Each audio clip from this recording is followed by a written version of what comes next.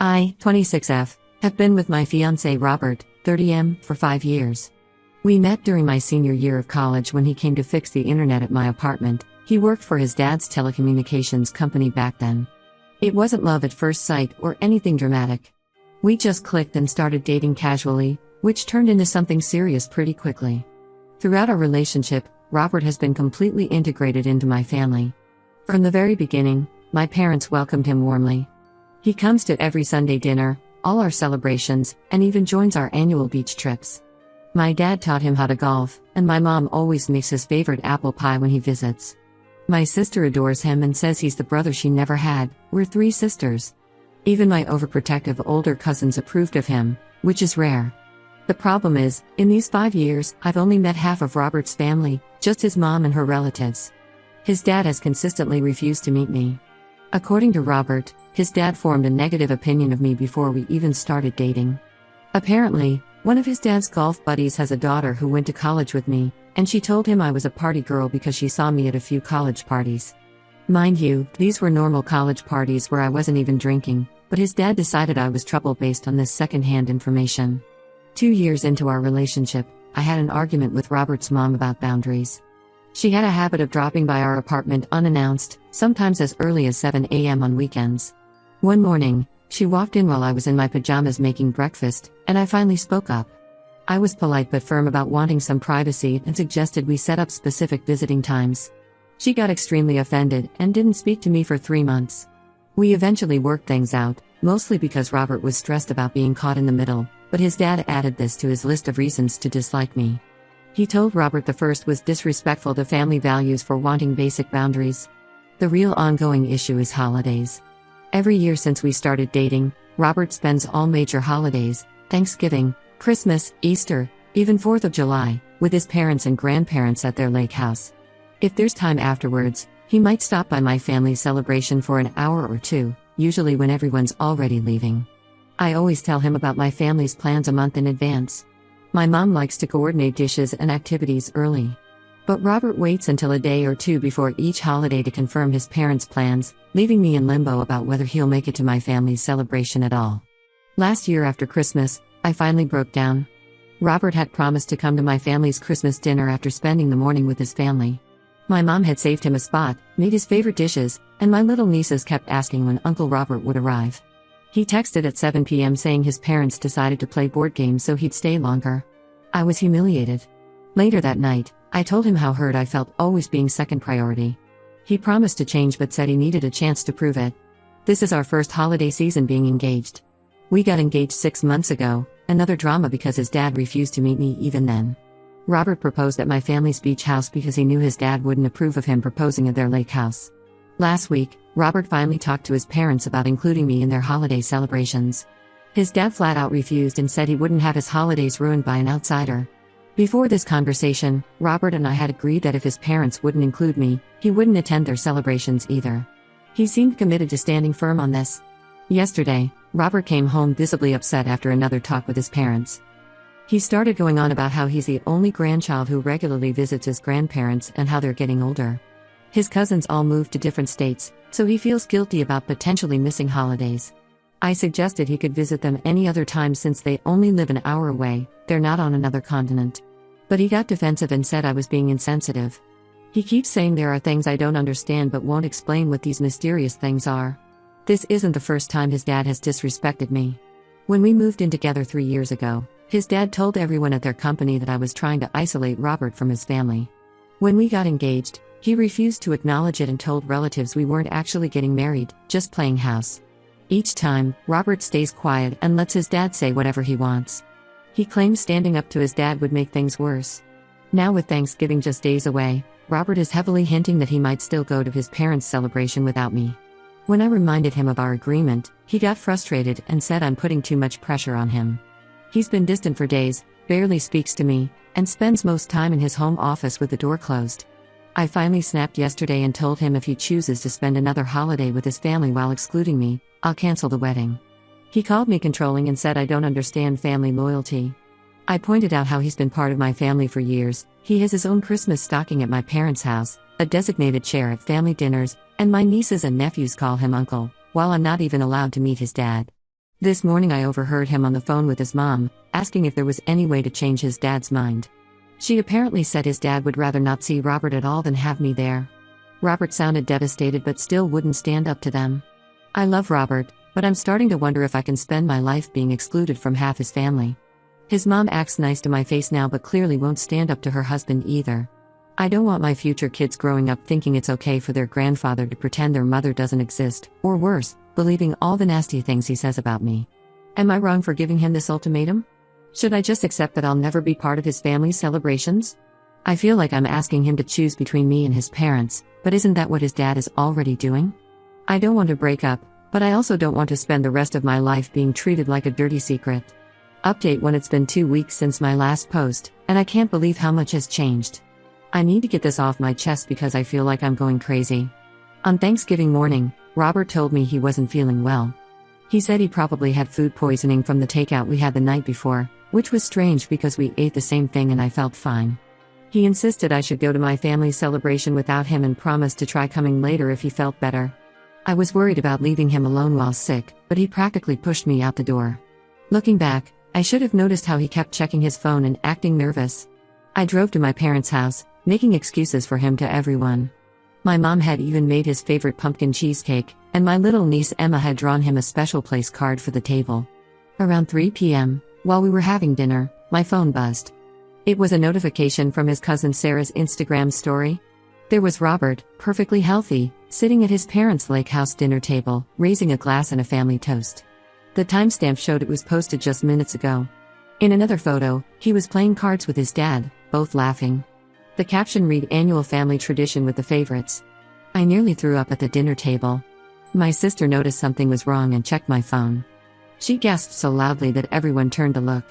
My mom took one glance at the photos and her face went dark. I've never seen her so angry. My dad tried to salvage the situation by suggesting maybe Robert went to his parents after feeling better, but the timestamps on the photos showed he'd been there all day. I sat through the rest of dinner in a daze, smiling mechanically as relatives asked about wedding plans. Emma kept asking why Uncle Robert didn't like her drawing. Each question felt like a knife in my chest. I left as soon as I could, ignoring my family's concerns. When I got home, our apartment was empty. Around 9 p.m., Robert finally came back, smelling like his mom's signature apple pie. He froze when he saw me sitting in the dark living room. Before he could spew more lies, I showed him the photos. Instead of apologizing, he got defensive and finally revealed the truth. His dad had called him the night before with an ultimatum. Either Robert spent holidays exclusively with his family and stopped pushing to include me, or he would lose his inheritance and his position at the family company. Apparently, his dad had been grooming him to take over the business for years. The company is worth millions and Robert stood to inherit not just the business but also several properties including the lake house. When I asked why he couldn't just get another job, he looked at me like I was speaking alien language. He tried to justify his actions by saying he was doing this for us, that with his inheritance, we could have a better life than if he defied his parents. I told him I'd rather live in a cardboard box with someone who respects me than in a mansion with a liar who lets his family treat me like garbage. The next morning, while Robert was in the shower, his mom showed up unannounced again. She was crying, mascara running down her face. She sat me down and revealed that Robert's dad's hatred of me wasn't really about me at all. 25 years ago, before he met Robert's mom, his dad was married to his college sweetheart.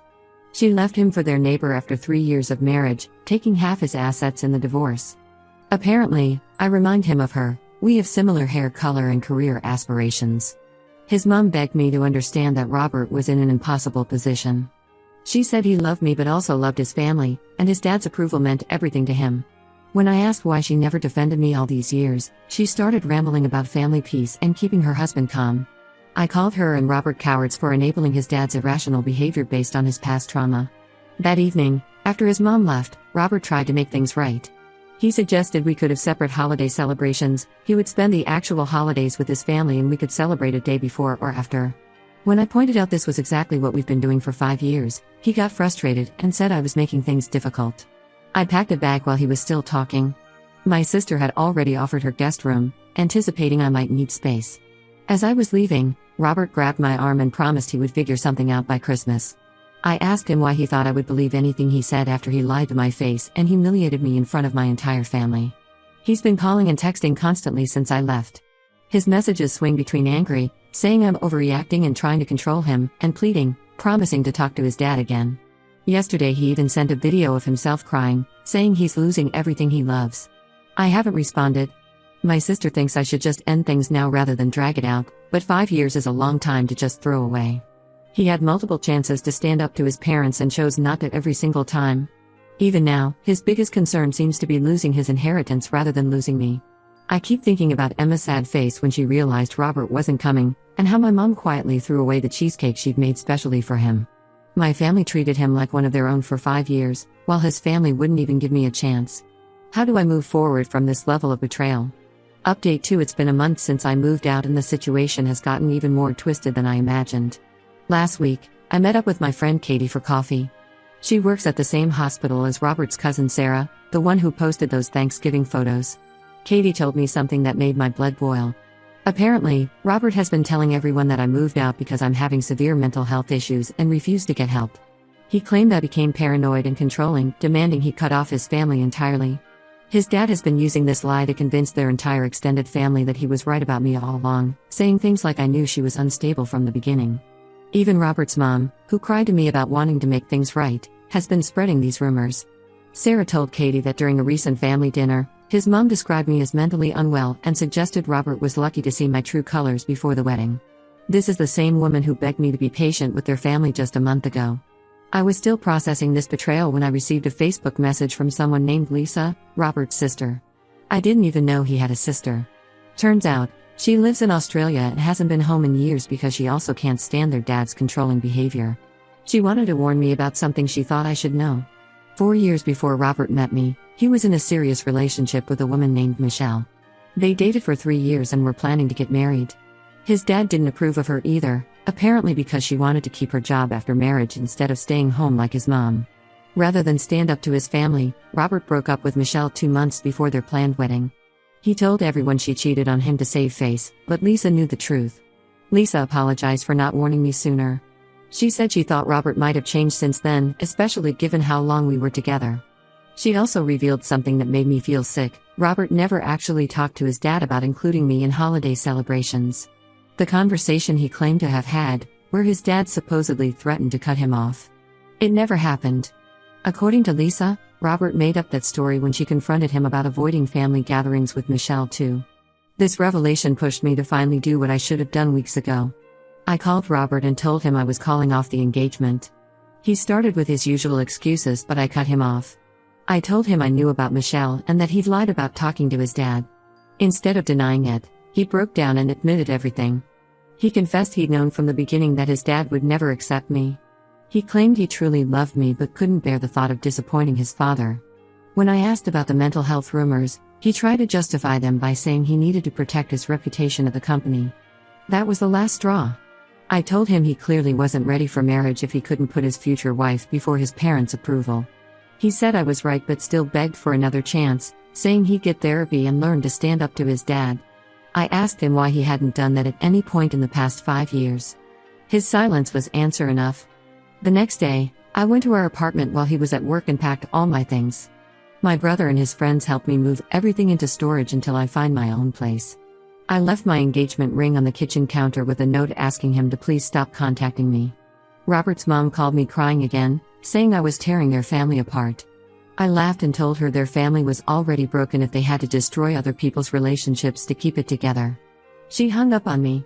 The hardest part wasn't packing up 5 years of memories or even returning the ring. It was realizing that the man I loved never really existed. The Robert the first thought I knew, the one who was kind, honest, and brave, was just a facade. The real Robert is a coward who would rather lie to everyone than stand up to his father. I've blocked Robert and his entire family on everything except email, which I'm keeping open only until we finish sorting out the lease on our apartment. My sister says I'm handling this better than she expected, but honestly, I'm just tired. Tired of the lies, tired of the manipulation, and tired of being treated like I'm crazy for wanting basic respect. The only silver lining in all this is that I found out before we got married. I can't imagine discovering all this after having kids with him, or worse, watching our children go through the same emotional manipulation I experienced. Some things really do happen for a reason.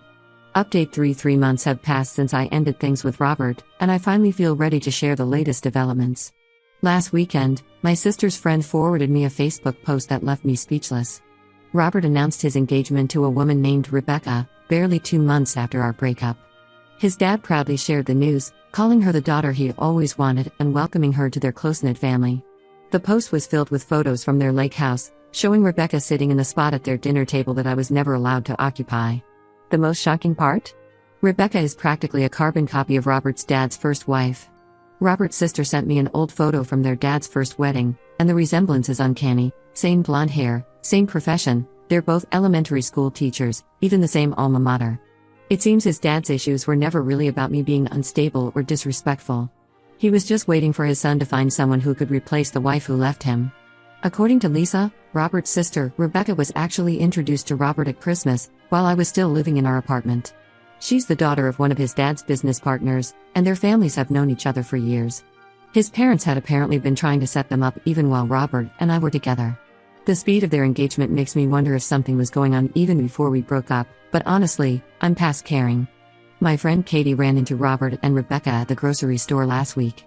She said Robert looked uncomfortable and quickly walked away, while Rebecca proudly showed off her ring, the same one that was on my finger just months ago. I've blocked Robert and his entire family on everything. The only recent contact was through our lawyers to handle the lease termination. Robert tried to get his mom to convince me to keep my old engagement ring as a parting gift, but I had already sold it and donated the money to a domestic violence shelter. Something about helping other women escape toxic relationships felt right. My life has taken some positive turns since everything happened. I moved into my own apartment in a different part of the city. It's smaller than where I lived with Robert, but it's entirely mine. I've been promoted at work. Turns out having less emotional drama in your life really helps you focus on your career. I've even started dating someone new, nothing serious yet, but he proudly introduces me to his friends and family. Last week, he invited me to his sister's birthday dinner without hesitation. It was refreshing to be wanted and welcomed instead of hidden away like a secret. My niece Emma asked about Uncle Robert at a recent family dinner. I simply told her sometimes grown-ups realize they're not right for each other, and that's okay. She gave me a hug and said she likes seeing me smile more now. Kids really do notice everything. Sometimes I catch myself missing the future I thought I would have with Robert, but then I remember how it felt sitting alone at that Thanksgiving table while he smiled for family photos without me. I think about all the holidays I spent waiting for him to show up, all the lies he told, and how easily he replaced me once I stopped accepting his excuses. I deserve better than being someone's secret, better than a man who chooses his inheritance over honesty, better than a family that spreads lies about my mental health to protect their image. It took me 5 years and a broken engagement to learn this lesson, but at least I learned it before saying I do. My mom says everything happens for a reason. Maybe she's right. Maybe I had to go through all this to learn what I really want in a partner, someone who's proud to have me in their life, not someone who hides me from it.